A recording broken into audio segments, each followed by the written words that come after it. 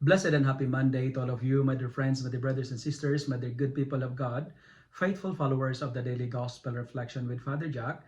My dear kababayans, today is May 19, 2025, and today is Monday within the 5th week of Easter year C. Today's Gospel is from the beautiful and the wonderful account of the Gospel of John, chapter 14, verses 21 to 26. As we draw closer to the feast of the Pentecost, we hear in the readings for today, the readings about the increasing reference to the Holy Spirit.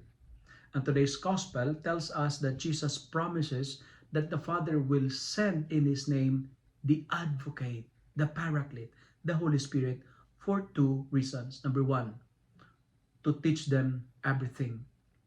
There is nothing to worry because the Spirit will help us in everything. And that's the promise, to teach us in everything.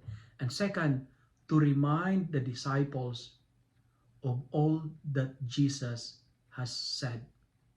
But the friends, but the brothers and sisters, like the experience of Paul and Barnabas in our first reading, the Holy Spirit will continue to create wonders in us if we allow the Holy Spirit to take control of ourselves, and if we allow ourselves to be used by God. Be open, because the Spirit will teach us everything and will remind us of what Jesus had said. And this is perfectly perfect because our gospel also speaks about love and obedience. Today, my dear friends, keep loving God. Keep following His commandments, because the Holy Spirit will help us to carry out the will of God. Do not be afraid.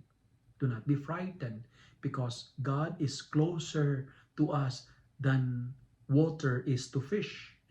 Don't be afraid, because God will provide us the way and means we could never imagine. My dear friends, do not look at your weaknesses. Instead, realize that in Christ crucified, we can do everything. Let us always be aware of the abiding presence of God within us, because the Lord promised us of the Advocate, the Paraclete, to teach us everything and to remind us what Jesus has said.